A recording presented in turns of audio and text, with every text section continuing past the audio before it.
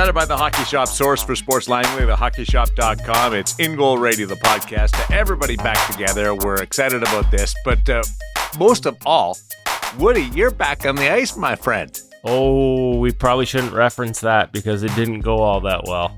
Who cares? You're back on the ice. Note to self, the first skate with the goggles that fogged up that I shared on Twitter, like, it was a little tough to see out there. That was just like a drop-in skate at a pretty low level to sort of test to see whether I could actually see with these things and if I could manage the fogging. Maybe shouldn't have made the second skate and my first in close to 8 weeks. 19 plus Division 2 against kids half my age. It was going okay. It was going okay till about 5 minutes left in the third period, and we decided to take a run of penalties and basically spent the rest of the game down 2 men. There was a moment there where the entire sound of the arena disappeared on me and things went a little white. I thought I was going to pass out. How are the goggles, though? Goggles are okay, but I sucked. So the legs are definitely not up to playing standards. So it took me, I actually had to be helped off the ice. This is embarrassing as it was. Like the legs just buckled after overtime. So really, you were done. Oh, you got to overtime. Yeah, because I blew a big lead late, killing all those penalties. Because guess what? They were major penalties, Darren. So every time they scored, nobody came out of the box. Ada pulled goalie into it, and the only surprise is that I didn't pull something other than my brain. Well, you're back at it. Old guy feeling young, and then we got a young guy feeling old or looking old, performing old. Jesper Wallstedt. What a great story we've got coming out of there as we bring in David Hutchison, who's at the home office right now, just listening to Woody's beautiful explanation of his men's league skates. I always enjoy listening to Woodley, and I get a lot of opportunities to listen to Woodley. I'm just being myself, you know. I always said that I'm an introvert who likes to be around people, which is why I was a goaltender. I can be myself, I can do my own thing, but I still get to be kind of part of a team. That's who I am. I'm doing the same thing here. I'm just quietly resting in the crease while you two rag the puck down the ice. Jesper Wallstedt is on a roll, just like the Minnesota Wild, but that's an organization that's taken its time with him. And I'm curious, as two guys that follow it, and with a son that's come up through the world of hockey, your approach and your ability to embrace an organization being patient with a goaltender when we all want it now, Hutch. I think we were just talking about that last week a little bit when we were talking about Corey Schneider coming up behind Roberto Luongo and how he had that opportunity to develop slowly and carefully with starts planned and so on. And whereas sometimes at the younger levels of the game, whether it's minor hockey or moving up into junior, you don't necessarily get that opportunity. It's next man out. And if it doesn't work out for that guy, they'll just go find someone else. It's a lot easier to just go find somebody else in junior hockey because there's so many kids waiting for their opportunity. And I don't know that you get many organizations. Also, the window, obviously, whether you're talking minor hockey or junior hockey, is typically just a couple of years for a team. And so they're not nearly as patient in terms of development of an asset. So it's great to see that happening at the National Hockey League level, and we can see the results. This is what Minnesota was hoping they had in Wallstedt. Yeah, a guy that the Edmonton Oilers ironically passed on in the draft, traded down and let the Minnesota Wild draft him. I got to be honest, I had people in the goalie department in Edmonton when they did that were not happy, were a little frustrated because they would have liked Jesper Wallstedt coming up through their organization, and they probably would have loved to have had him right about now. I like that the patience continues this year, right? Like, look at the record, look at what he's doing right now, and there's no rush to make him the every night number one. Go back and forth with Gustafsson, develop a great tandem, play them both. What Wallstedt's doing in a small sample here, fifth in the NHL in adjusted goals saved above expected, fourth in adjusted save percentage. The fact that he's played so little and he's already in the top 5 in goals saved above expected, which is a cumulative stat, is remarkable. He's handling everything. And it's not like it's been a linear path, right? This is a guy who just a couple of years ago really struggled in the American Hockey League, talked about sort of feeling the weight of that, and has managed to move on. So there's some mental strength that he's shown there. Technically, I think all the things that made him a first-round draft pick remain. but there's a sort of process of figuring out how to apply it at the National Hockey League level, how to apply it professionally. When he got his call-ups late last season, like, it didn't go well, right? Like, his first games were not great. And rather than just go sit in the corner and sulk, he figured out what didn't go right and went to work solving it. So credit all around to the Wild at both levels in the American Hockey League with Richard Bachman, and up in the National Hockey League with Freddie Chabot for the way they've managed this asset, but as an organization and as a goalie coaching staff. Tony, when he played, it was Freddie Chabot.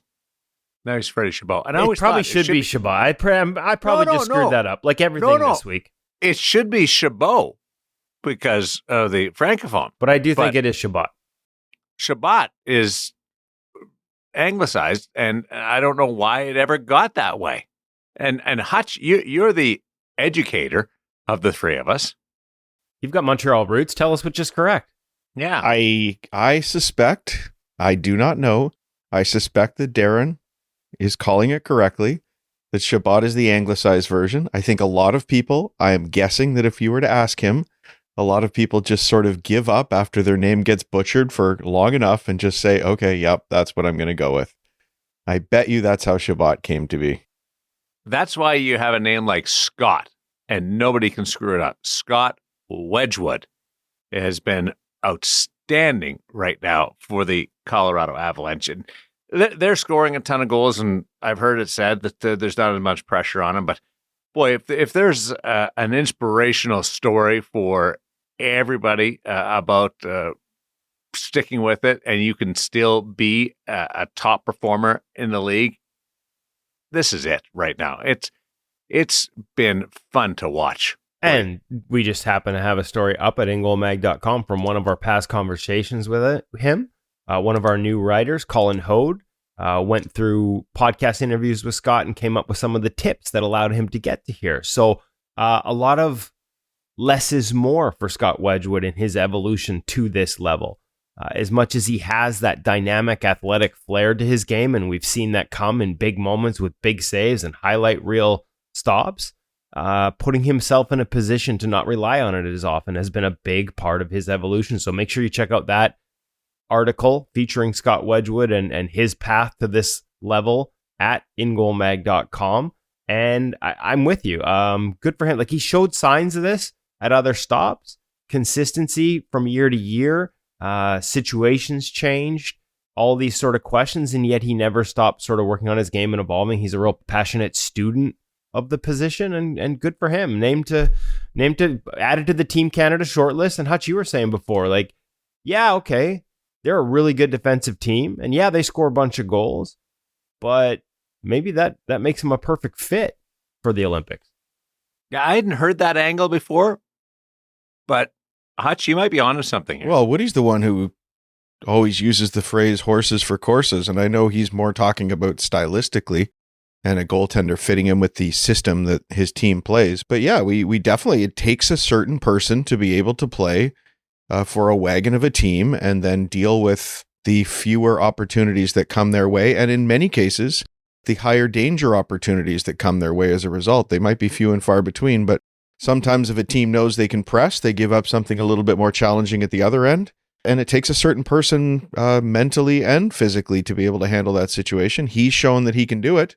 So I think it makes sense that he would be under consideration for the Olympics, because chances are he's going to be playing behind a wagon of a team with Team Canada, and he's shown he can do that. My favorite goalie to watch today from the Calgary Flames, and he plays so much bigger than he is, but Dustin Wolf, and he's up, he's down, he's the lateral movement, he just bounces, the jump, everything. Goalie I'd like to play though is Scott Wedgewood. Like, I watch him and go, I wish I could do that. I see, that's the way I feel like I am when I'm in the net. He's got it all. He's a great skater. He's narrowed up his stance, and again, this goes to that article at InGoal Mag when you look at sort of keeping his feet under him. And I do think we could probably, Wolf is the same way. We talk about evolution of the game and the attack. Like, when we start to look at what's working for goalies against this evolution, like, aren't we seeing a lot more guys? Like, it's not universal. That's what we love about the position. There is no one way. There is no one type that succeeds. But aren't we seeing that trend towards guys that, just move better, not necessarily square footage, massive size as their sole strength, or as their biggest strength, having success in the league? And it's funny, you mentioned Scott Wedgewood and the ability to play behind a team where you don't maybe see as many shots, but a lot of them are high danger. And how do you manage that? When it comes to the high danger chances, Scott Wedgewood's one of the top 5 goalies in the National Hockey League right now in terms of managing, the tough stuff that he does see eventually with the Colorado Avalanche. And that's what's allowing him to have success. We talk about big saves, and I know the analytics people hate that, like all saves are big saves, but there's something about being able to rise the occasion in big moments, especially if you haven't been busy. And we saw it with Binnington at the Four Nations, and we have numbers that sort of show that. And Scott Wedgewood right now is a guy that's doing that for the Colorado Avalanche. Fun to watch, and just a great story too. That's the impressive part. A year ago at this time was even part of the organization yet. Barely. We did this while you were away last week. It was the 1 year anniversary of them changing it. Just revamped their entire goaltending at the National Hockey League level, and it's worked for them. They're good. Gear segment brought to us by the Hockey Shop, source for sports Langley, thehockeyshop.com. We'll get into it in a second, but what's happening with the boys?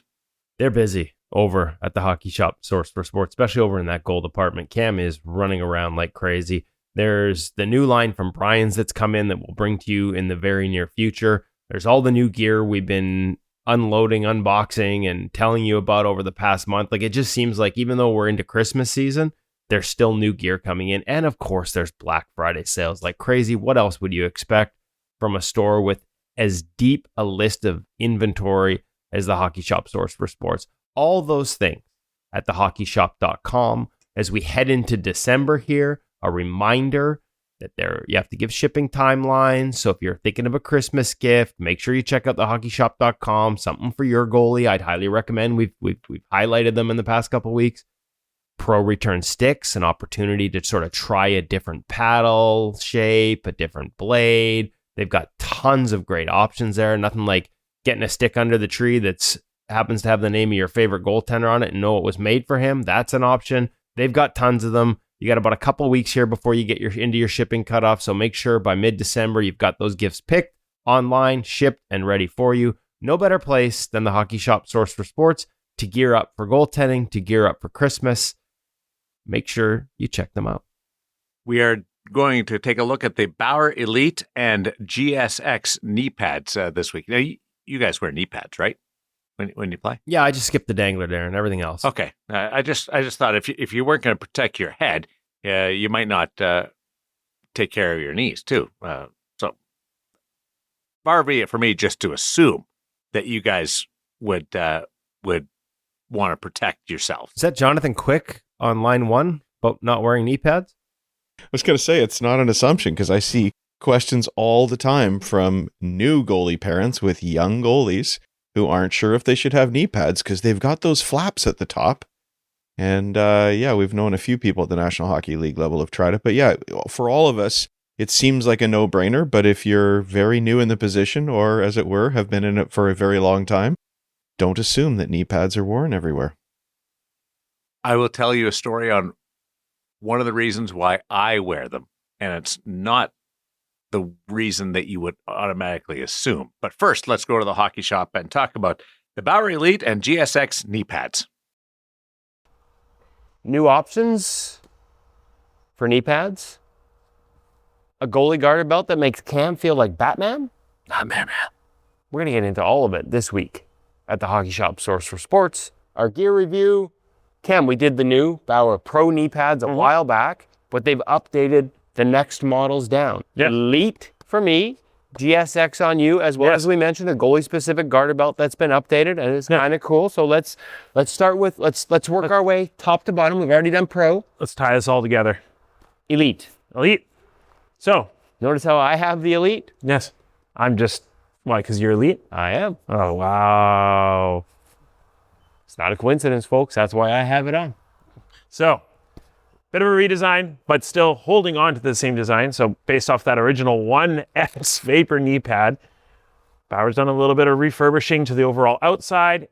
Like the Better straps. neoprene, clearly neoprene straps on the top, and it's tapered, so a little thicker. And then, so it's not going to get bunched behind you. You have that influence from that Pro knee pad coming down into the Elite. Bottom as well, that bottom strap has got the neoprene. Yes. I like this, sort of hold it underneath. Why do they do that, Kevin? Actually, Cam, why don't you tell me? Yeah, I figured that was coming. So that I just like that. I didn't know why it's on. So that helps to anchor the strap on you and stop it from sliding down. So not 100%, but it can definitely help with that shifting of that knee pad up and down. So nice, hard cap. They still have their Curvex composite inside. So you are getting that overall protection and coverage. Basically, this Elite knee pad, if you find that that Pro is just a little bit too substantial all the way around, this is just a little bit of a trimmed down version. It actually shares a lot of its DNA with the one that I'm currently wearing, the GSX knee pad, which has also gotten a bit of a facelift. You know what I like the best about it? What's that? It says left on this one, which means I've got the right one on the proper leg. So easiest way to remember is always Velcro on the outside. Yes, but I don't have to remember because they put a label on it. So for goalie parents, that will help a lot. Yes. GSX knee pad, again, a little bit of a facelift, still same basic design from that older previous GSX. Nice little facelift in terms of the design and the graphic. I like how it just That pivot point. nature of it. Yes, which again is hidden underneath there as well. And that's what gives that knee pad that flexibility, especially around. And as you can see, your knee is bent right there. Nice movement. So with these, we have that return of that neoprene strap. Neoprene right down to the GSX. Yes, I like that. exactly. So you're getting that nice little bit of flexibility, but a little bit more rigidity in the strap itself. A little anchor flaps there too. Exactly, to help hold that on. So just a little less protective. Yes, so there still is a nice hard plastic cap in here, no Curvex or anything like Don't that. have that extra piece across the... Exactly. So if you're looking for a minimalist knee pad, which these definitely are, Right, because some guys don't like to have a ton over their knees. They want it to be very, please wear something. streamlined. Please wear something. Yeah. Some guys have that like super wide butterfly that never get hit in the knees. Well, it's only a matter of time. Okay. But, so, Some guys in the NHL don't wear knee pads, Cam. name two. Devin Dubnyk, I guess he's not in there anymore. Ah. I'm pretty sure Jonathan Quick is still just wearing basically a thigh wrap. So, let's find out. I named two. There you go. Well, good for you. So there's two that one that doesn't even play in the NHL and one that clearly holds on to his old school style. Okay. Now, that said, we have one more caveat to this. Because how do you attach, if you are somebody who likes to attach your knees to your waist to make sure it doesn't shift? I do like the flap. There's another option. Cam, show them your new Batman utility belt. Dun, dun, dun. That's not the music for Batman. No, that definitely wasn't in it. I don't know. We should have like the I don't know. So- probably copyright involved, folks. If you are looking to have another way to anchor your knee pads, Bauer's come up with their new garter belt. Attaches conveniently to the GSX, Elite, and the Pro. Yes. Nice and easy to strap on. They have their plastic clips, which slide on right through their nylon loops. Easily adjustable Velcro to be able to have that anchored perfectly on where it needs to be. And a nice, easy strap up front. Nice big fat Bauer logo, just to remind everyone that you are wearing a Bauer garter belt. And ease of adjustability in the back. There we go. That's the last time I want to see your backside. Thank you very much. Quick question for you, Cam. If you were to wear it like this, with this, are you still putting the socks over top? I would still recommend socks over top, but Because? personal preference. So Exposed Velcro on the pads? exposed Velcro. So no matter what, that catch and grab effect can always happen. So totally up to you on how you wear your gear. Wow, I tend to recommend wearing socks over top of your knee pads. It creates a better slip surface too for the knee pad inside of the knee cradle of your pad as well. I know that's a personal preference and a big one for you, so I wanted to Yes. give you the opportunity to share that. Once again, I think we can find about 4 or 5 other episodes where he's done it with our audience. Any questions about how these integrate, sizing, give him a shout. Hockeyshop.com, most of the information is on there, whether it's Cam or anyone on his team, they'll be able to answer your questions if you call them at 604-589-8299 or 1-800-567-7790 or check us out at thehockeyshop.com. Thanks, Cam. It's on my bucket list to come and hang out with you guys while you guys record. That is a very unimpressive bucket list, Darren, but we'd be happy to have you. I'm not. We'd put you to work on I think camera, I would buddy. watch you guys for a bit, and then I would wander and browse, and then I'd come back and watch you guys for a bit. We just have Darren in the background wandering through the store as we record, basically. You know the telestrators now that will show the dots of where the player travels through the course of the zone. That would be great to watch me in the hockey shop. How many miles can you get in? We'll zone map it. I will have it totally blacked out with dots by the end of it while I travel. But that would be cool just to bounce around, because you guys are kind of in there before it opened. So I would have the place to myself. You would. You could make. I don't know. You why could I'm make whispering. a mess. That's what I do. I tend to do that, Yeah, Darren. I'd be throwing stuff all over. I start the So, cameras kneepads. running and I take off and I start wandering. I went through a phase, this maybe 10 years ago, of not wearing knee pad because of that same reason, because there was flaps and you were protected. And I rarely get a shot. I wasn't playing at a level where I was in danger of getting a shot inside. And then a guy crashed into the crease and his skate went inside my pad and cut me right on the inside of the knee. Big gash. And had to go big stitches, everything. And that's why I wear the knee pads. More so for that kind of situation than the puck itself.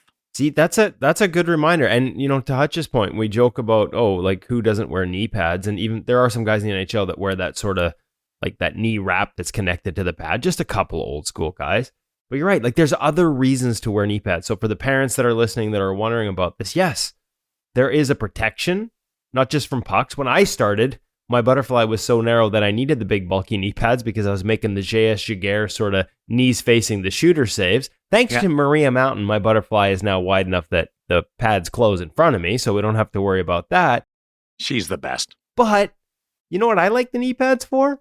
They make me taller in the butterfly. They add height to my knee stack. How much though? 1.5 inches with the setup I've got right now. Enough that we've seen NHL goalies wear 2 sets of knee pads to get an extra bit of height. Yeah. Really? And listen, height, like your knee from the ice height, because the NHL is really strict on the knee stack height. And they got strict about it like 15 years ago, started enforcing it. Not coincidentally, groins started popping everywhere that year.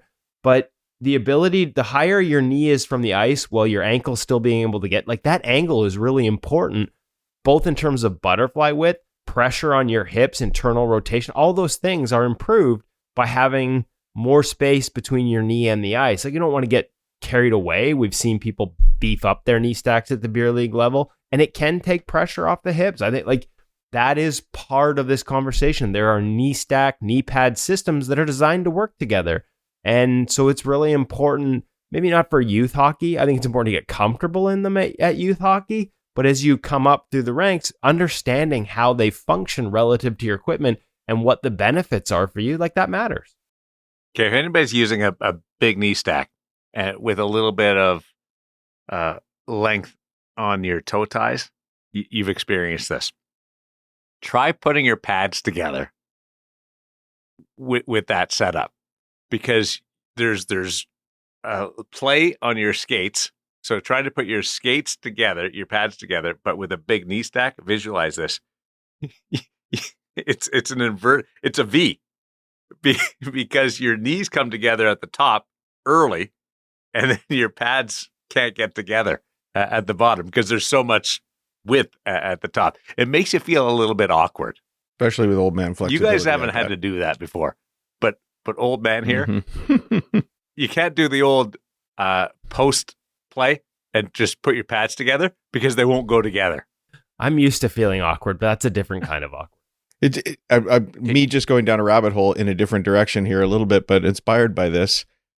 We always hear people talk about how important it is for a goaltender to be tall to take up lots of space in the net, but really it's important to be tall in the butterfly because we make most of our saves when we're down on the ice. And some people are tall because they've got a lot of distance between their knee and their hip, for example, and some because they have it between their knee and their ankles. And height between your knee and your ankles is relatively useless when you're down in the butterfly. You want to be tall between the knee and the hip so that you sit up taller when you're in that butterfly. But I haven't heard a lot of people talk about that when they're talking about the size of a goaltender. I guess it's useful getting across, like it's useful in a different way if you're tall between knee and ankle, kind of thing. Sure, but if you're There's mostly still just talking advantages, about, yeah, there. of course. But if you're mostly just talking about can't. taking up space in the net, relative proportion is really important. You know what you need? You need big eyes, the eyes wide open, like just to make you absolutely engaged, and that's what Visual Edge helps you with. As we slide over to the Visual Edge Pro Reads and help out the goaltenders through our friends at Visual Edge. Well, I mean, I don't know about the eyes being big, but boy, ever been there when the puck looks like a beach ball? Just looks gigantic to you? Every goalie has that night here and there where the puck looks huge. You're ahead of every play, you feel calm, patient, total control.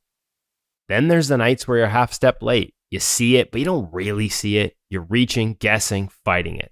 That's not your technique, that's your eyes and your brain not processing the play fast enough. Visual Edge fixes that. It measures how well your eyes track and process the game, then gives you a custom plan that trains it. 3 15-minute sessions a week on your laptop or tablet, laying on the couch. It's what NHL goalies use to make the game slow down when it matters most. Still a couple days, guys. December 1st, end of day. So listen to this podcast quick and get on there to save between 50 and 55% on the Visual Edge plan. Use code InGoal, INGOAL, all caps to save 50%. And if you're an InGoal premium member, log on to any Pro Reads to get the member code and save 55%, either off the first 3 months of a monthly plan or off the entire year of an annual plan. Visual Edge is designed to help you see and process the game better. It's used by NHL goalies like Jordan Binnington, Cam Talbot, Mitch Korn of the Nashville Predators uses it with their prospects. You can use it too, and for the next couple of days, still save up to 55%. Visual Edge, check it out today. Okay, what's that code? INGOAL, InGoal, all caps, 50% off. And remember, check out Pro Reads. They sponsor our Pro Reads. Check that out for a member-exclusive discount to save another 5%. What do we have going on at our Pro Reads? Your favorite goalie. You talked about him earlier. Yes. Dustin Wolf is back. Yes. And this time he talks about awareness, rotation, and projection on backdoor play. So projection in terms of getting the glove out there and cutting off vertical angle. It's a great breakdown. But one of my favorite parts of the breakdown this week is being able to figure out where other players on the ice are, even when you don't have a chance to look off the puck. So we have a great screen cap up. It's Wolf in the crease at the edge. And all you can see is everything sort of in front of him on his right, which is 3 players. And from that screen cap, you would think, hey, not a lot of information here about where the other guys are. We can't see them. But as Wolf explains, we know one's a defenseman. We know one came out of the corner before, so he knows exactly where that guy is sitting backdoor. And when the puck, after a strange bounce to the opponent in the side of the slot to his right, is passed across, he has an idea where that backdoor threat is. And then he talks about the importance of not just pushing out to it, but getting that rotation.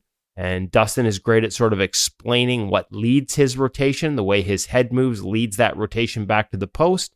And then in a moment of desperation, how to sort of add some technique to that by cutting off the vertical angle for that in-tight play on the back door. It's a great breakdown, a great explanation. Dustin Wolf does it better than I just did in terms of explaining it, and you can watch him do so. Watch the video exclusively at ingoalmag.com, presented by our friends at Visual Edge. This is a off topic with Dustin Wolf, but I appreciate his reaction after he lets in a goal or something gets by him. There's no waving the hands. There's no sagging the shoulders. He just pops up and he's ready to go. And I appreciate that about him and wish we were all more like that. So, in other words, you wouldn't have approved of the F-bombs I screeched out after a couple of late ones? That may have been just my screaming at my lower body screaming at me, but in my return, Darren, you wouldn't have liked my body language? You ever do that and then realize there's people in the rink? Oh, yeah, 100%. And then you go, whoops. I do that. Carries a long way in an empty rink. Yeah, Exactly. It's like a lake, right? It's going across your ear, and you're like, "Ooh, that I could have probably handled that a little bit differently." Even if you're not super mad, but you just throw one out. The one that frustrates me is the ones where you know exactly what you did in the moment, and it's too late, and it's just like, this should have been a can of corn. This should have been easy, but I didn't do this, and now I've left myself in this spot, and it's just like, yeah. So you're mad at yourself, but you just like, yeah.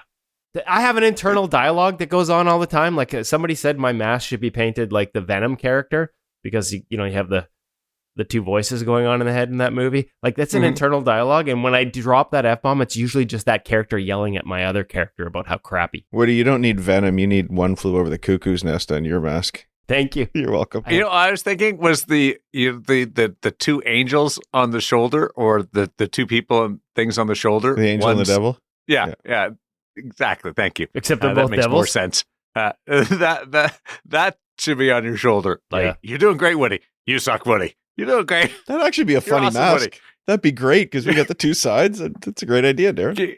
That would be that would go viral. Yeah. Something like that. With the right explanation. I think we just came up with something. I think Woody's got his new mask idea. He's been rolling in the white mask for a long time. Woody the Woodpecker what as is an that? angel. Woody the Woodpecker as a devil. What's going on with that? Like, let's get on it. Hey, we all can't afford fancy paint jobs, Darren. Come on now. Like, Some of us I'll supply you with the ideas. You get it done. just get it. I'm the idea guy. Not everybody's It's an a great NHL idea. leaguer, eh? This is like my wife with a credit card. She spends, I pay. Good thing she's So- not listening. Listen, I've already got the warm-up stick. Like, I can't afford to, that's the closest I get to the NHL. Yeah, he's going to have a warm-up mask next, Darren. That's not a bad idea either in men's league. Keep that paint I job had- clean I for the had- game. I had 3 shots at one time 2 weeks ago. Oh, you like 3 shots. Let's be honest. For warm-up, the warm-up mask would just be a giant bubble. Well, Like an astronaut helmet with air in it. Like hey, soft, cushy foam. the Guardian cap The Guardian cap. for Yes. a warm-up. The last guy to shoot of those 3 shots was the guy that I was looking at, and he still shot, but then chirped the other 2 guys. But still shot. Good thing they all missed the net. It never gets old. I've actually contemplated, is it better to not take any shots Oh, I can attest. in rec league? Then is it better for your safety to not take any shots and suffer through maybe whatever comes with the opening Safety, minutes? insanity. Okay.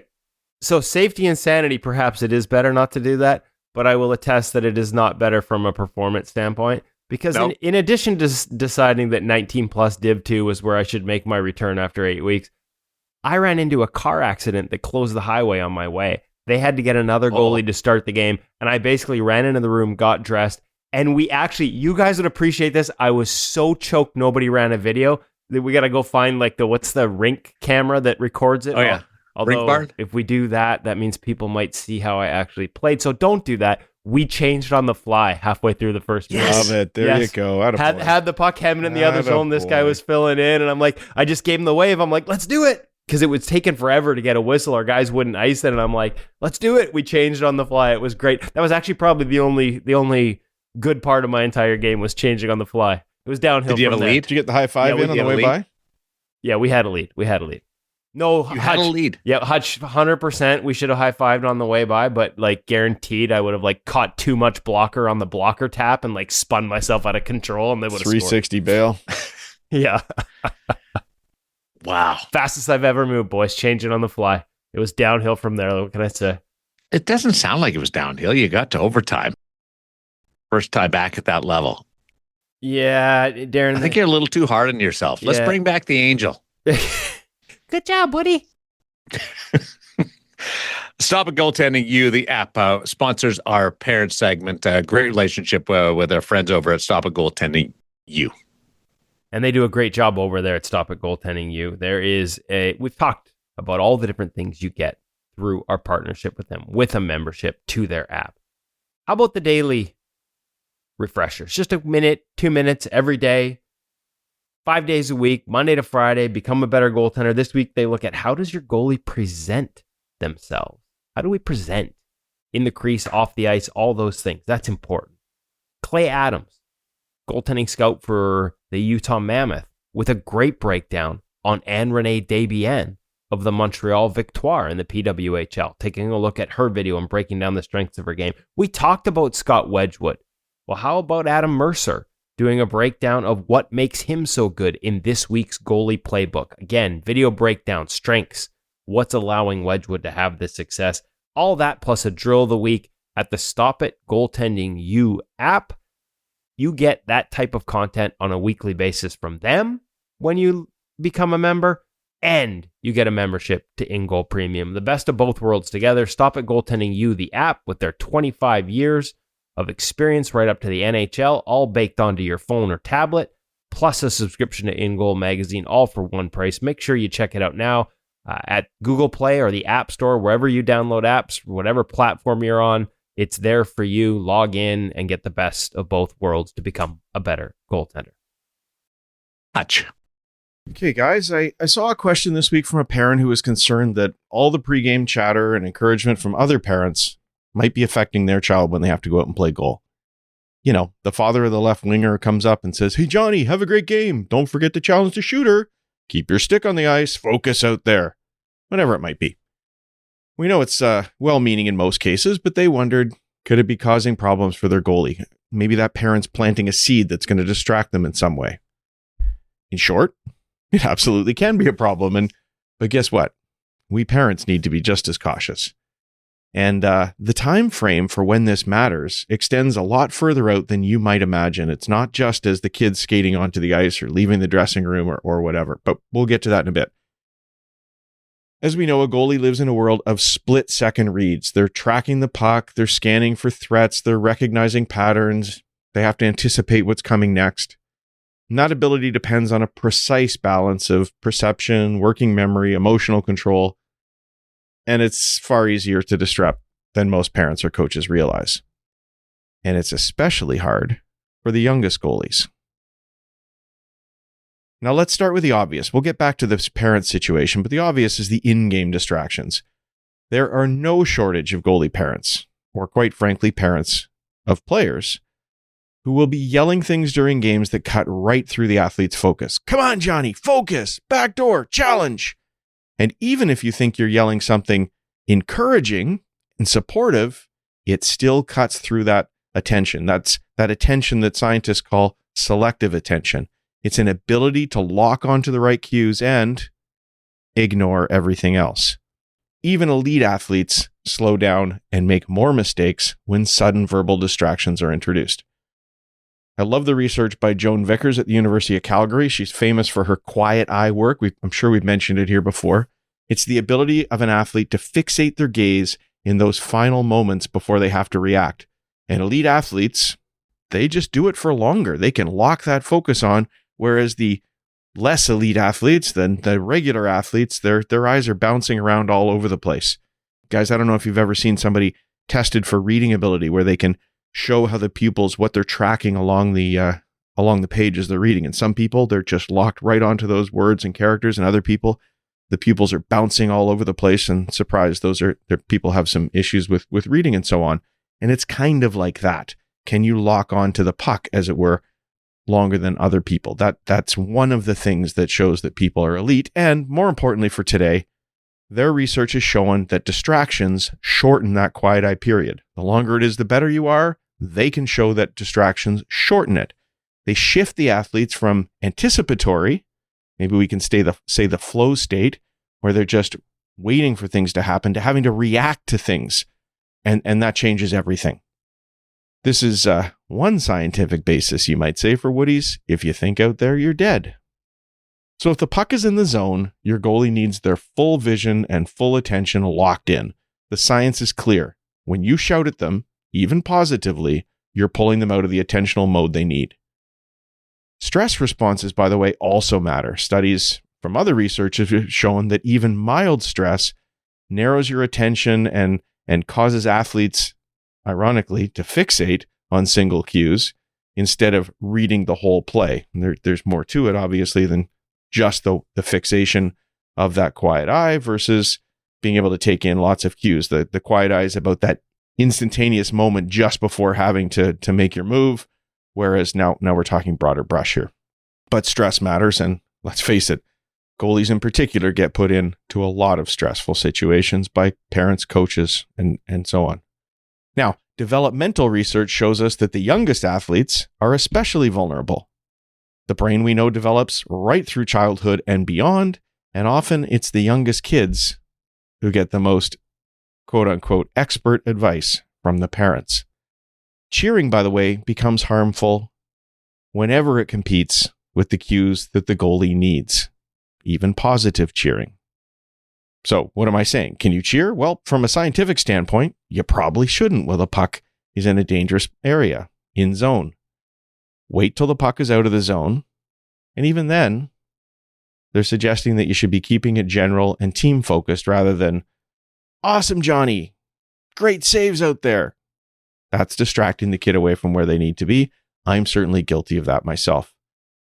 There's even some suggestion that parents who can be so incredibly positive and encouraging can also put their kids into a tough spot, because then the kid shifts from what they need to be doing on the ice, even subtly, to being focused on trying to please their parents. So back to the pregame, which is where we started. Even pregame technical reminders, like an hour before the game, can push athletes into an internal focus, thinking about those things, that's going to slow their reactions and disrupt their automatic reactions. Supportive, non-technical encouragement before the game, that's far more beneficial. "Have a great game, Johnny. Susie, have fun out there." That one's my favorite. Use it all the time. But like I said, even parents who keep it 100% positive have to be careful, because it can shift kids into playing to please us, which puts them in the wrong mental state to perform. But what about coaches? Because they're giving technical cues before a game all the time. I even heard about a coach that was doing video in the dressing room just before the kids went out onto the ice. Well, the answer is yes, they do, but the relationship with the coach is different, and it matters. Athletes expect the technical input from the coaches, and they're not seeking emotional approval in the same way as they are with us as parents. But even then, the research is clear. Pre-game should stay simple. One theme, no big technical dumps. Some tactical reminders are fine. It's the mechanical ones, the technical ones, that usually backfire on you. This is probably a note to the coaches who decide to go into the dressing room between periods and start breaking down technique for goalies. Okay, it all comes down to this. Parents, the goalie parent, the parent of the other players on the team, they've got one job: support without adding noise. Provide calm, emotional support, create a predictable routine, and let the athlete's training take over. That was deep, dude. That was beyond my comprehension. Go down the rabbit hole, man. It actually it was inspired by a question, as I said, during the piece, but it was actually inspired as a concept that's been in my head for a very long time by somebody from Woody's first sport, which is baseball, when I heard a coach talking to the parents about the effect of cheering for your kid during the play, that even if you think you're being positive, can be causing some negative outcomes. So now the question is, how do we apply this to Woody's devil and angel mask and the communication, that running dialogue inside my head? Should I stop that before a certain time of the game? Let the good guy talk, or shut the bad guy out? I think we are trying to stop the communication in the head when you're playing, that's for sure. There's a lot of stuff up there, Hutch, buddy. A lot of stuff. Tell me about it. The angel and the devil internally battling for Woody's attention, and now he's going to have to wear earplugs with the goggles to keep the outside noise at bay.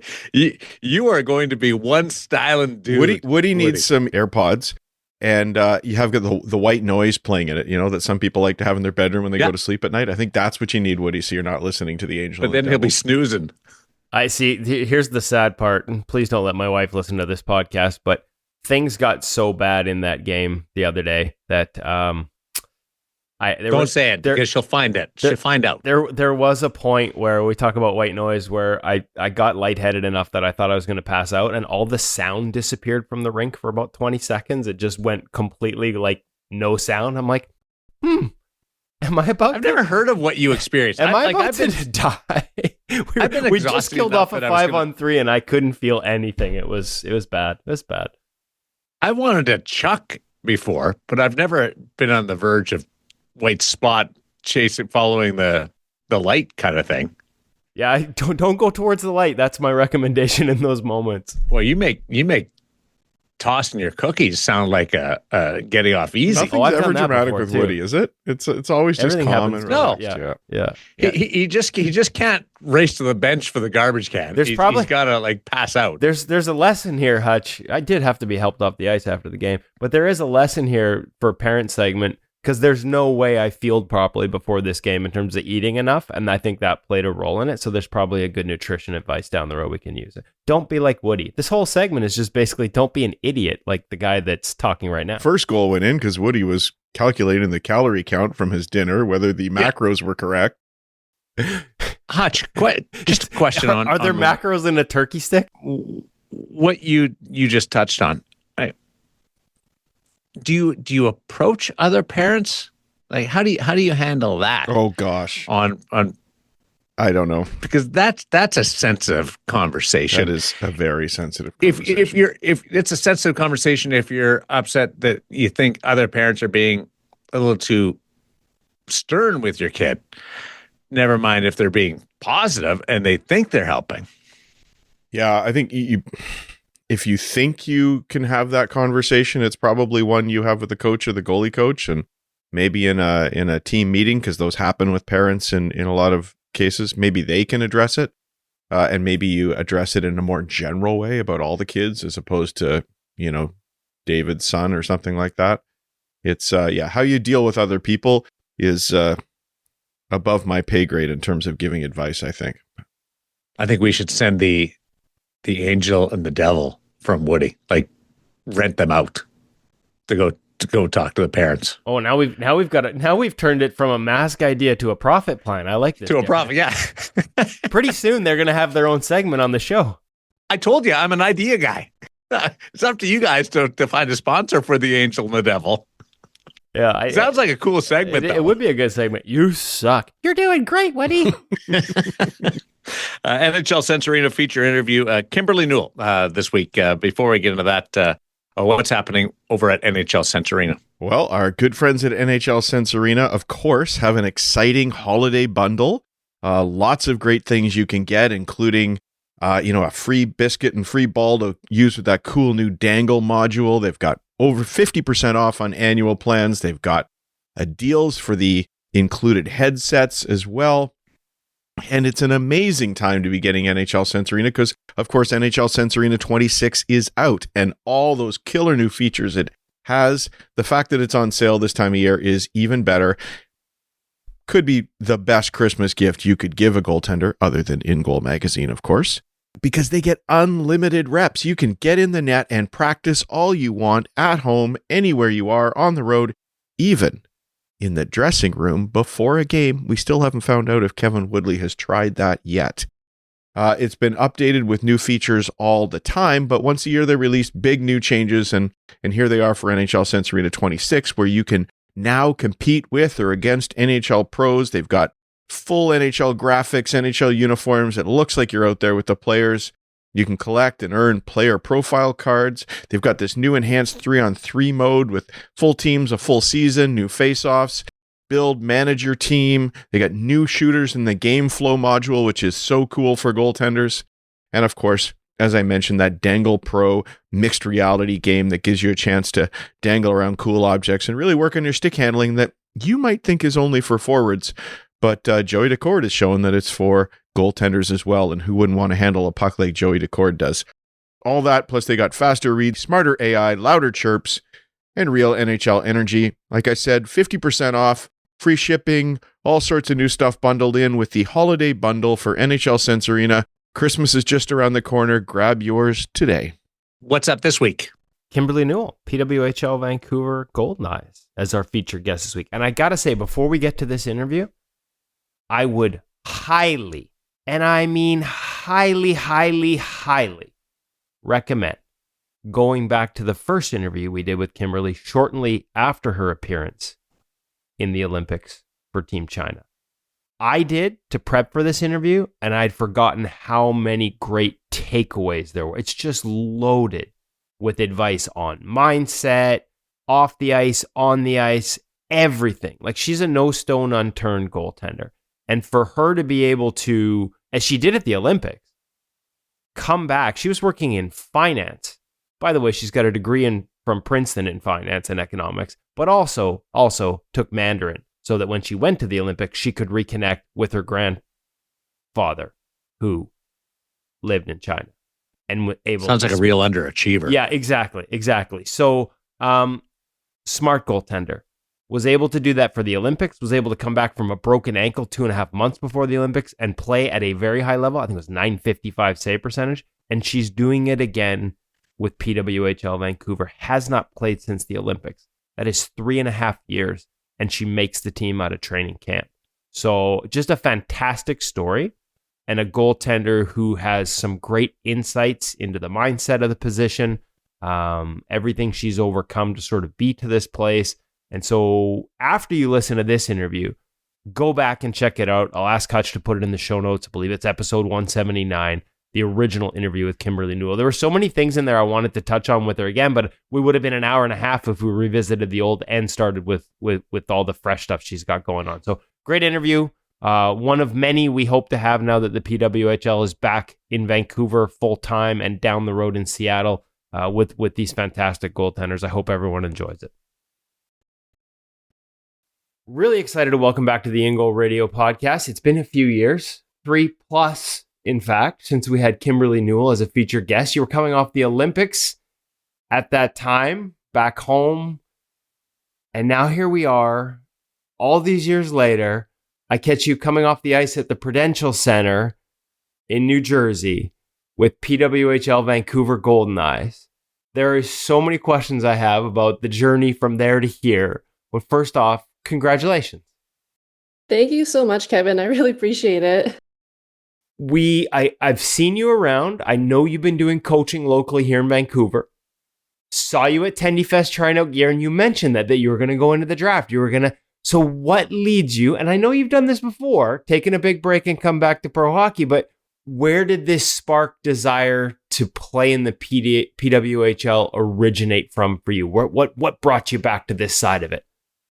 That's a great question. I think it all comes back to, why I'm doing this in the first place. And actually, that's why I came back to the game to play professionally, I think about 7 years ago now for the KRS team. Back then, it was to represent my Chinese heritage, to play for the first ever Chinese pro team. But this time, now it's to represent my hometown of Vancouver, which is growing up, it just wasn't something that I ever thought would ever happen. And so to literally be living through it and to be able to be a part of that is just incredible. And I'm just so grateful for that. Walk me through the process. Did this start when you found out that there was a team coming to Vancouver? Is this where if this had been anywhere else on an expansion list, say Seattle just got a team this year, would you have considered it, or is this just specifically about that chance to do this in your hometown? So I would say it started when there was a takeover tour game, and I've been coaching one of the local teams, the U18 AAA Comets. And so the whole team was there. I went with the staff as well.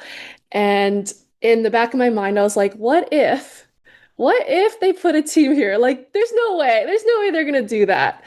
And so that was the first moment where I had that thought. But I don't think anyone really truly thought it was going to happen, right? Just especially so quickly. I was at that takeover tour game. To be this fast surprised even me. Right, exactly. And then when it got announced, I was like, wow, maybe I should give this a real shot. Who knows what's going to happen? But if I don't try, I think I might regret it. But like you said, if it was just Seattle and not Vancouver, I don't think I would be nearly as motivated, because I think just your local hometown and the fact that the takeover tour game was in Rogers Arena, and to see it completely sold out, I think it was over 19,000 fans were there. that's crazy, like women's hockey, like how far it's come. That's so crazy. Well, and then back to the Pacific Coliseum, your own venue for the Goldeneyes, your season opener, totally sold out. Atmosphere is fantastic. Full circle moment for you. I'm trying to think, like, you're 30, so would you have even been to games at the Coliseum when there was the Canucks home? I do remember, not when the Canucks were there, but I do remember going to some Giants games. Right. And that would have been when I was pretty young, but I have some like vague memories of the nosebleeds and like the Giants games, and it was like, it was like really cool. And then to come back as an adult and have, the PW team now in this building that has so much history, and been such a central part of like the city and the sporting scene there is like, yeah, it's very, very cool. Okay, so walk me through the process. And again, we should, for those. First off, if you haven't, folks, go listen to episode 178 of the InGoal Radio podcast where Kimberly first appeared after the Olympics. It is loaded with mindset, advice that just is sensational. And we're going to get into that a little bit. But you've done this before. If anybody that remembers that, you had worked in finance in New York City after graduating as a standout star, still the winningest goalie in the history of Princeton women's hockey. You took 2 years off. You go to KRS China, you play in the Olympics, but there was a 2-year gap. The difference now, coming back from this gap, how did you start to ramp up? I know you're on the ice doing coaching, but had you been playing? Had you been playing recreational evenly? How did you get to this level so quick?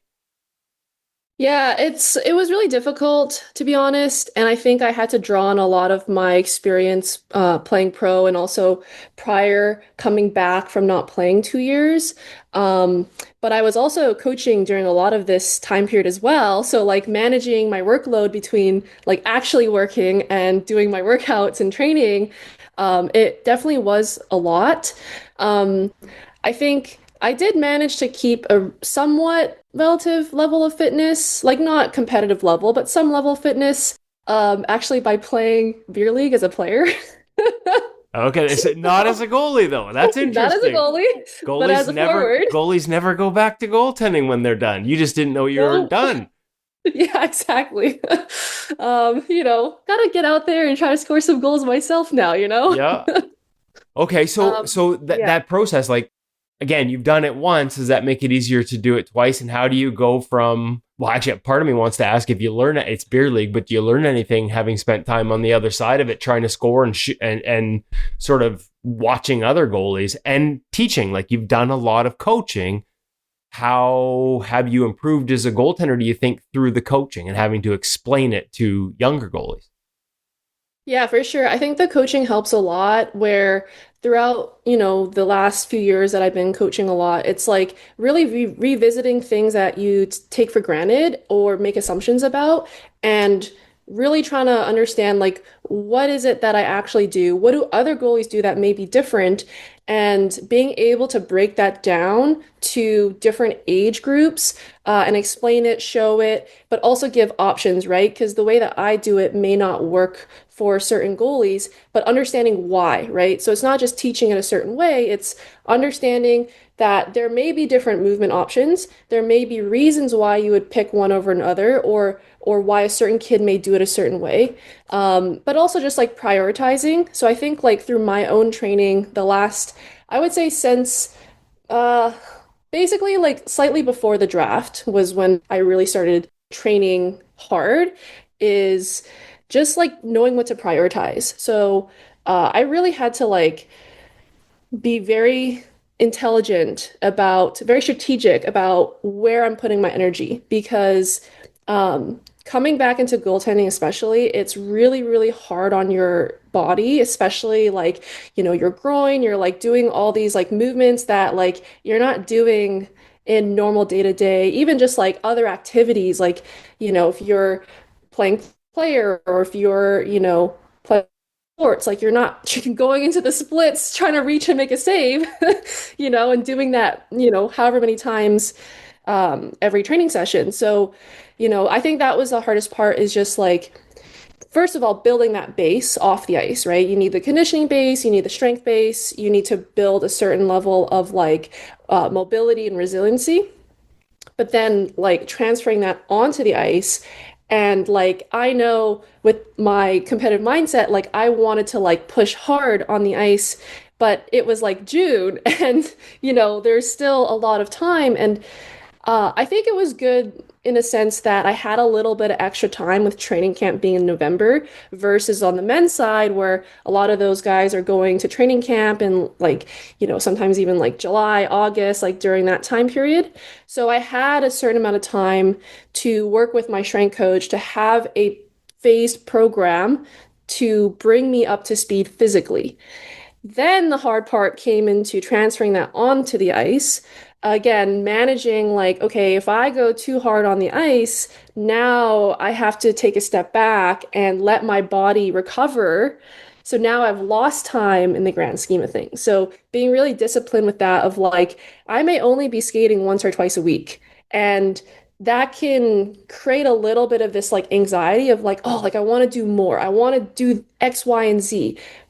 But, right, you have to focus on what's most important, which is keeping yourself healthy, right? Managing your workload, putting your energy into the things that are going to, in the long term, help you the most versus the thing you want to do right now, which is jump on the ice and take, 50 backdoors.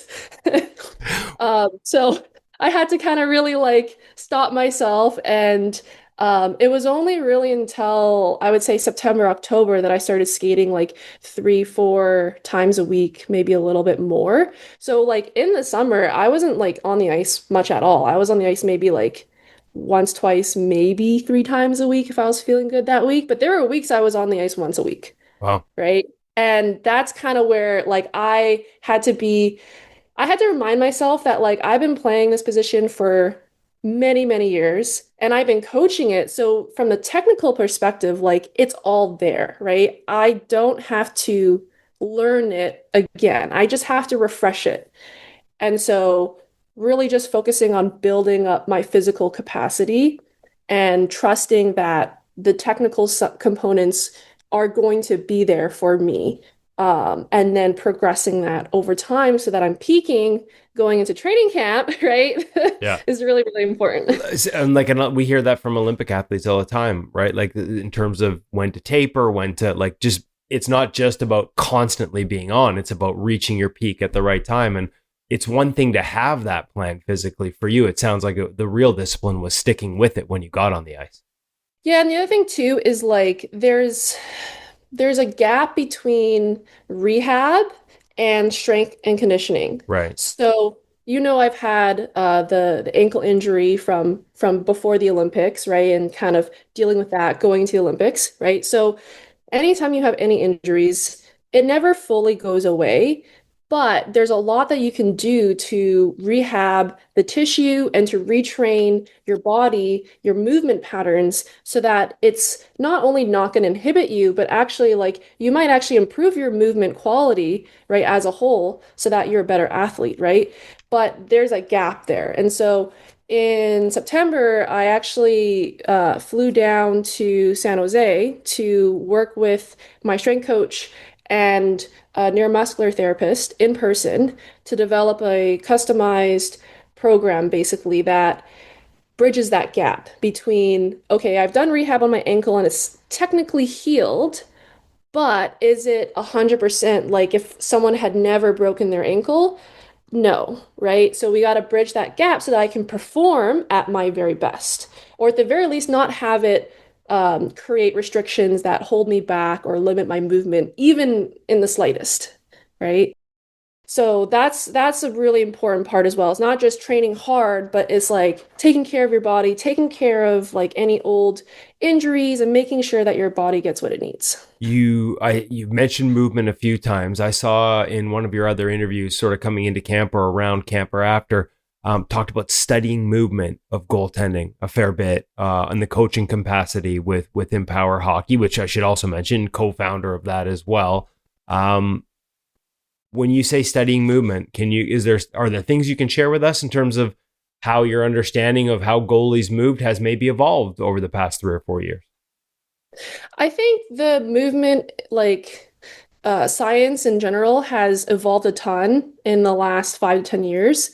There's a few principles that I like to keep in mind anytime I'm coaching or trying to work on my own development, which is like this shift from a very linear mindset of like there's only one correct way to do it, or it has to look a certain way, or this way is better than that way, right? It's a very linear perspective to a perspective that's a little bit more open-ended, nuanced, and allows for um, just like different options. Okay, so the way I look at it is you want movement that is versatile. So you have the ability in one situation to do multiple different things, right? So it's like pass across, you could shuffle, you could T-push, you could slide, you could lateral release. Here are your options. And then recognizing that those options have pros and cons, right? So maybe there is a best option, but you could do any of those. Right. So it's not wrong to slide across, but maybe if you T-push across, if you have a little extra time, now you're set on your feet versus sliding on your knees, right? So just slightly different. But to have the versatility to be able to do all four, that is a movement quality, right? That's a athleticism. The other thing is adaptability. So adaptability would be like in a situation, many things could happen. Are you able to adapt? So if like players coming down, they could keep skating with the puck, they could cut across, they could pass it, right? They could, dump it in. Like there's many different options. From your position, are you able to react in different ways to those different options? So that's adaptability.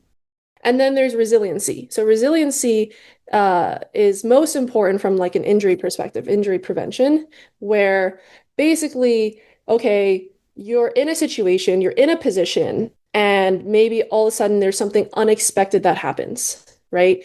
You can't account for everything. Someone hits you from behind, someone falls on top of you. There's all kinds of crazy things. Like I think in one of the scrimmages, a player was like hit into the net and the net like fell down on top of Mash and she like kind of like turtled and ducked. And so the crossbar like didn't hit her, but just things like that are outside of the norm, right? And are you able to, you could say, roll with the punches? And so that's really important for, injury prevention, but it kind of plays into adaptability as well. But are you able to be resilient from a movement perspective? Have you changed the way you talked about all the training you did for this, but has, as much as it was about sort of overcoming that gap and some of the injuries from before, do you change the way you train to try and achieve that physical ability to adapt? Because like you said, there's a technical side of it. Do I T-push? Do I shuffle? A T-push forces me to open and close. A shuffle keeps me, toes up ice that I can go back and forth. There's those decisions. But to be able to have that adaptability and versatility in your body, have you changed anything in terms of the way you train or even on the ice? Do we think, when I heard study movement, I thought of biomechanics. Yeah. So biomechanics is great, right? Obviously, there's the way that our bodies are designed are going to shape the way we move. But within that, you can think of every joint is a degree of freedom. So as soon as you add more than 1 or 2 degrees of freedom, how many possibilities in terms of like the way that our joints can move, it just starts to balloon, right? It's exponential. So that's where, again, it's like once you start thinking there's one way, it's like, well, actually, there's so many different ways. But that's where when I talk about the quality of movement. So for example, today, one thing I was working on was the transition between active hands and block hands, right? So you can just think that that's one thing, but it depends on your posture and your butterfly. So if I'm in a very tall posture, it could be because the puck's further out, right? So that trajectory is flatter.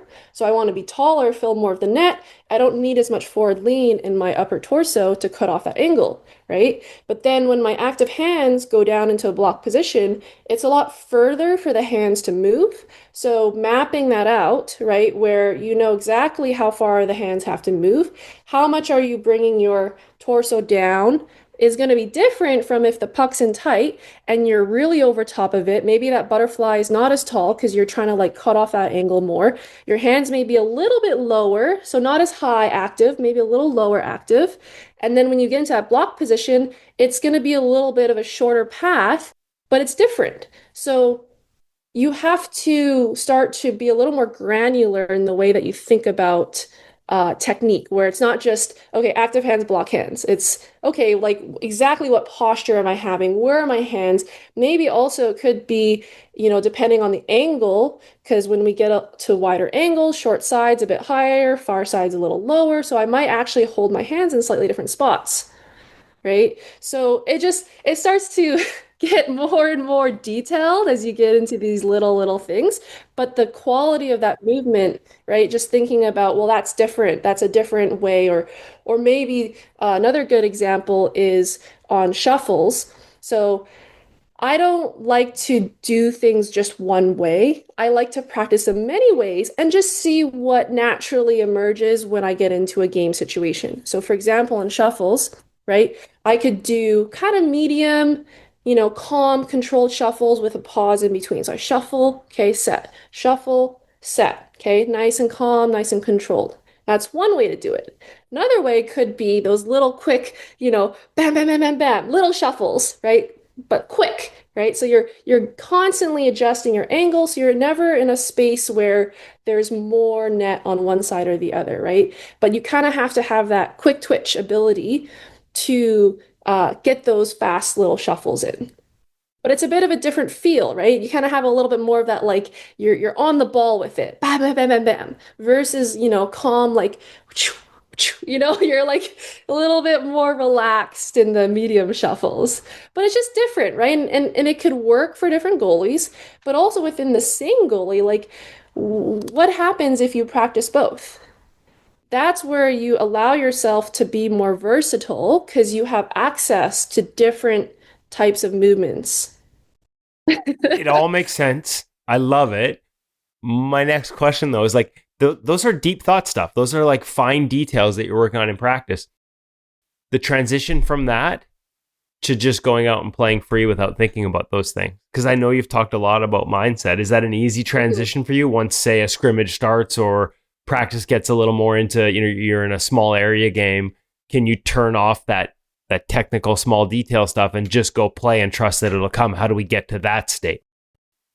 No, you're good. Okay, so the way I think about it is you have to look at your training week or, few days leading up to a game or maybe a set of games.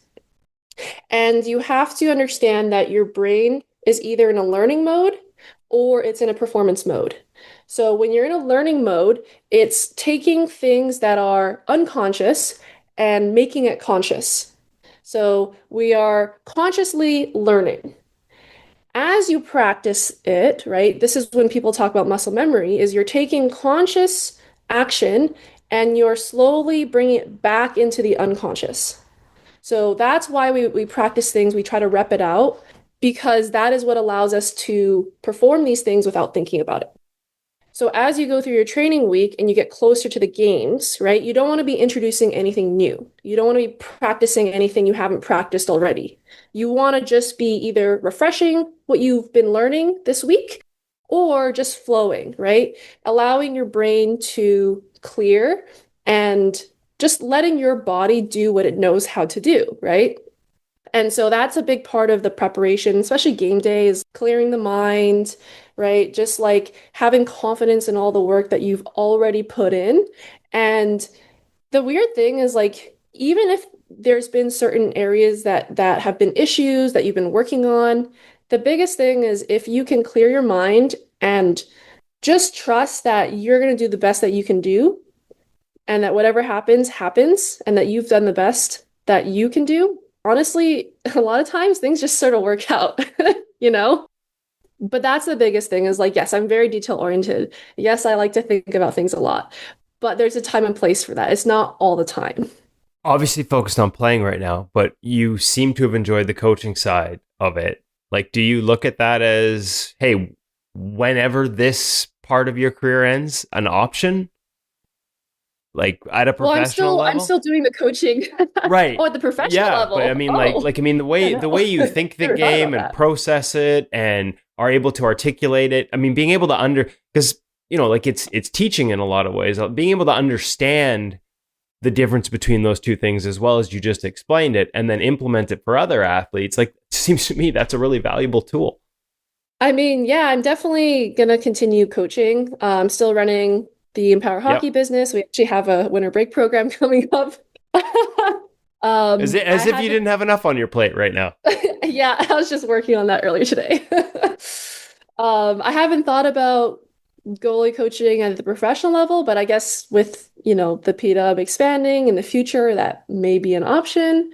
Yeah, who knows where the road will take me. How nice is it to have, a goaltending coach, and how do you go about building that relationship? I don't know if you, obviously I know you worked with Sean Murray for years and he was, your primary coach and mentor. Joey's a guy that worked with him as part of the same, sort of company umbrella. Did you know him at all before much, or how do you go about building a new relationship with a goalie coach in a new environment and two new playing partners? Yeah, that's a great question. So I never worked with Joey. I think he kind of joined performance like later.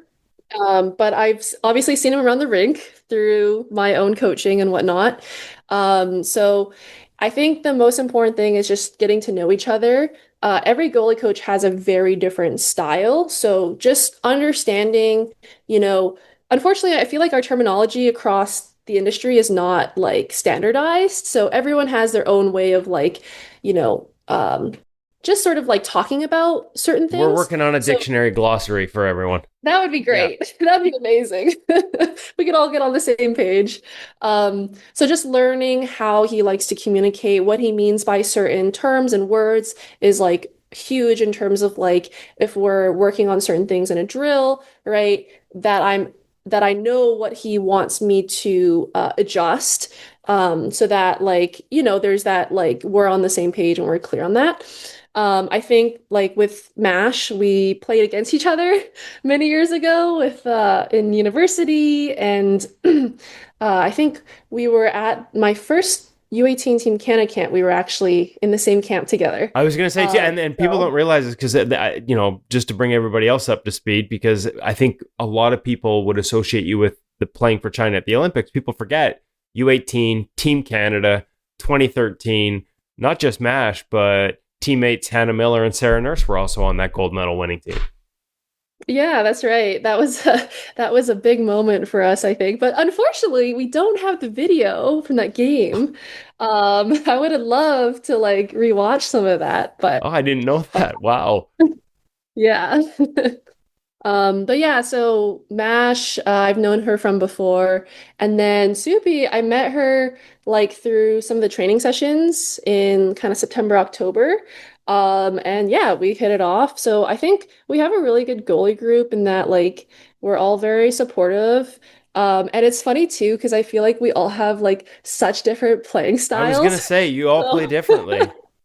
So it's been really interesting that way too, because like I think from my own coaching, another thing that I've started to do a lot is I really like to watch other goalies that play different styles to be like, okay, like what do they do really, really well? And how can I learn from that? Or what can I take away from that? Again, it's kind of the like the movement option thing I was talking about before, where it's like, okay, this is how I play it. Oh, interesting. That's how Soupy plays it. Oh, interesting. Mash plays that differently as well. Like, I wonder if there's something there that I can like learn or take away that could help my own game. Who knows, right? So it's been really fun. Do you have to be careful too, though? Like we've seen that, at multiple levels, even in the NHL, where somebody will have a playing partner and start to try some of those things, but maybe not all of them purposely. Not all of them intentionals. It can just sort of creep in, and maybe not all of them suit your strength. You have to be conscious of, hey, like, yeah, that does work for her, but my foundation's different. Totally. I think that's a great point. And I think that goes back to understanding the why.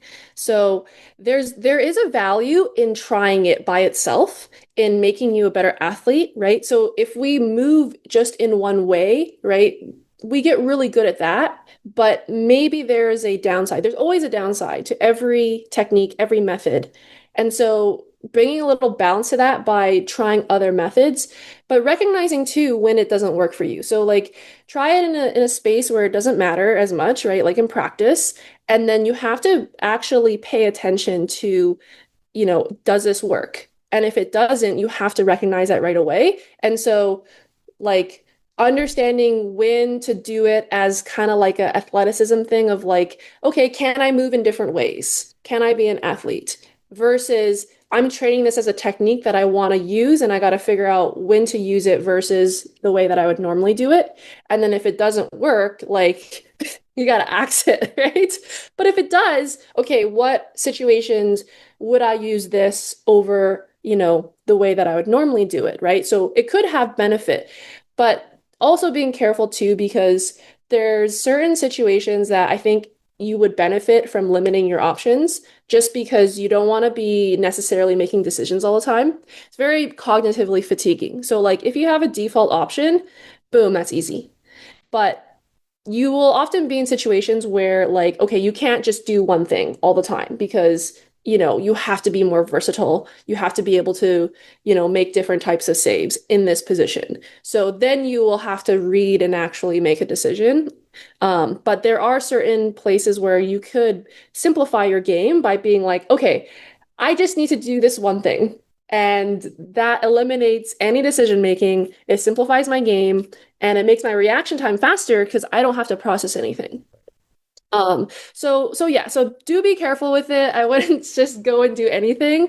But again, like if you understand why this is happening, then you can evaluate if it's for you or not. But if you're just trying things, it's kind of like, okay, like I don't know, it could work, it could not work. I'm just doing things now. Right. Change for the sake of change is a problem at sometimes.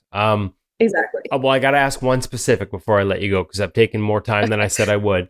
And only because I talked with Nash a little bit about it after coming out to training camp. And I just happened to see some drills. And I know we had Joey on as well. But where are you at with the press? Sorry, say that again. Where are you at with the press? Has Joey... With the press? Yeah. Oh, the shifting. Okay, yes. So again, terminology. I was just going to say I love need that. to... I love that. Yeah, so slash the I call it a shift. Yeah, okay. He calls it a press. Yeah, no, I use it all the time, to be honest. Like this was something I worked on a lot when I was in Russia. I know like Nora is like a big proponent of shifting into shots and kind of leading so that your recovery is a lot easier. So yeah, it's just been good to kind of like hone in on that again because it's like it's a very important part, especially in the female side of the game, where you get a lot of weird situations sometimes happening. So you have to be able to adjust. And so when you're able to press or shift into a shot, especially if they're changing that angle, right, that allows you to keep all of your options open. So you're able to react, you're able to adapt to whatever the player ends up doing, right? So yeah, no, it's great that like we're working on that. And I think just like refining it and talking about some more details in terms of like what situations, what types of shot loads, and that sort of thing is really helpful. Okay, this is truly my last one. What was it like? I didn't ask you. Like, what was that like? What was opening night like for you to be there? Like you said, like I have friends who brought their daughters who play hockey, and like the crowd seemed to have a lot of that in there, like to something that you didn't have the opportunity to see in your hometown growing up. Like, what do you think this means to women's hockey, to hockey in general, to see this as an outlet and an option and a future? So as we were walking, we had to go from our dressing room to kind of that gate on the end to skate out. I like got like the little chills, like running down your back. I was like, I'm getting nervous now. Like I can hear the crowd and the announcer was saying stuff. And I was like, oh, there's a lot of people here right now. This is crazy. So I definitely felt I don't know, the energy in the stadium and the importance of the moment. And it was really cool with the mist and the lighting and everything. And I think just that skate out, that moment of skating out and looking around the stadium, I knew like my parents were there. Mel was there with her husband and little baby. And there were so many people that like I had coached or worked with or that I just knew that played hockey. Like so many people in the local community that were there wanting to celebrate and support women's hockey. So that was like so special. Like I kept getting messages from people sending me like photos and videos of different angles of me skating out. It was really cool. Love it. I love it. Okay, so thank you very much for your time. Like I said, I've taken up more than I was supposed to, but you know it's sincerely appreciated. I can't wait having the PWHL in town. The only downside is you played the one game and then you guys took off on the road trip.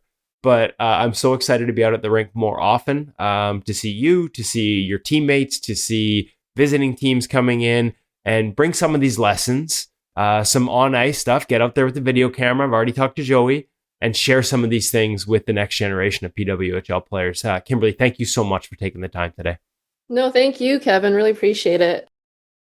Yeah, the arrival of the PWHL in the Pacific Northwest and the lower mainland, depending on which side of the border you're on, does give you access to a whole bunch of new goaltending. Yeah, we plan on trying to take advantage of that. It's been a little tough because the condensed NHL schedule, and that still is my day job to cover the Canucks. So tough at times to be in both places, but full intentions of getting out there more. Been to a couple practices already, recorded some drill stuff that we'll have up over at InGoal magazine on the premium side, and plan to have a lot more with both Seattle and Vancouver, and of course all the teams that are coming through town to visit. So looking forward to it. It's great hockey. The Coliseum was just rocking. It brought me back to my younger days watching the Canucks there in the 90s, and great to see this market receive the team so well. They've got some incredible goaltenders in addition to Newell, obviously Emmerich Mashmeyer and Kristen Campbell as well. So we'll have tons of great content from all of them, and down the road in Seattle as well. I fully admit I did not know the Coliseum was still there. Never mind operational. And that's kind of, for those of us that lived through those days, that's pretty cool. They've done a nice job sort of retrofitting it. Obviously, it hosted the Vancouver Giants, the WHL, for years after the Canucks left and went to Rogers Arena downtown. But they've done a nice job of retrofitting it. I think it's just under 15,000 as a sellout. Might be like 5 under. 14,995 range is a sellout. It was packed for it. Not only do they have the Coliseum as their home barn, and they're the only PWHL team with a dedicated, this is our barn. Most of the other teams are sharing facilities, including Seattle with the Kraken at Climate Pledge and their practice rink. But the PWHL Vancouver Goldeneyes have their own practice rink that's just being finished up at the PNE Forum, just right across the alleyway from the Coliseum. They've got a dedicated practice rink, which, by the way, they have ahead of the Vancouver Canucks of the National. I was going to say, they're one of the only two teams that doesn't have a practice rink, but PWHL. The Goldeneyes are going to have their own rink. It's just being finished, just being built? Finished. It's obviously it's been there, it's existed, but their facilities are being finished. Okay. So yeah, they will have their own dedicated practice. That's incredible. Good for them. Yeah, it's awesome stuff. We've talked in the past with the goalies who went through the whole PWHPA and in the old leagues about how much better this is from a professional standpoint, and great examples of it there. Like Kimberly Newell's traveling as the third goaltender. Like the PWHL isn't going to use e-bugs. They've got a third goaltender with the team at all times on these extended road trips. Joey Ali, recent guest, traveling as the goalie coach with Vancouver Goldeneyes. So this is as high end. It's not quite the NHL. They're still flying, they're flying commercial, not charters, and they run into challenges.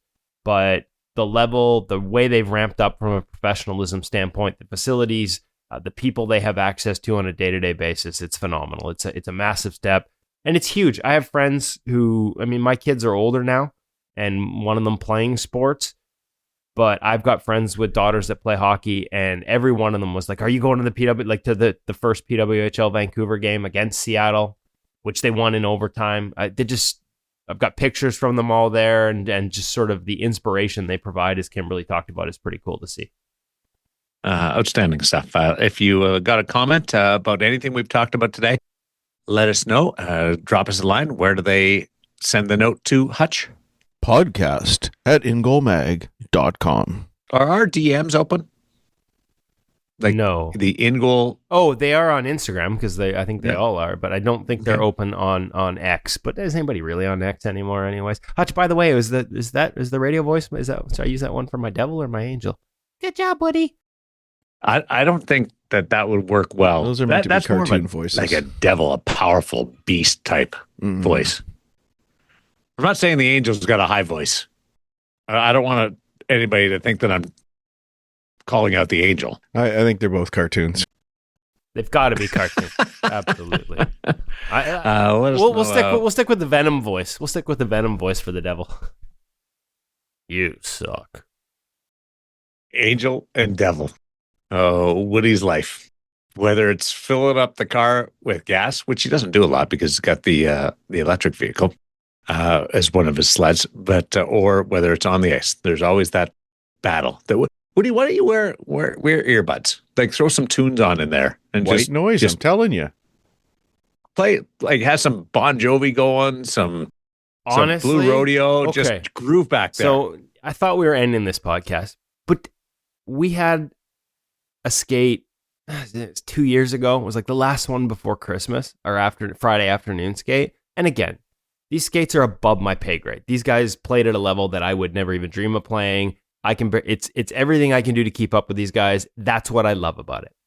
So I have to be dialed in just to survive out there. They're a lot better than me.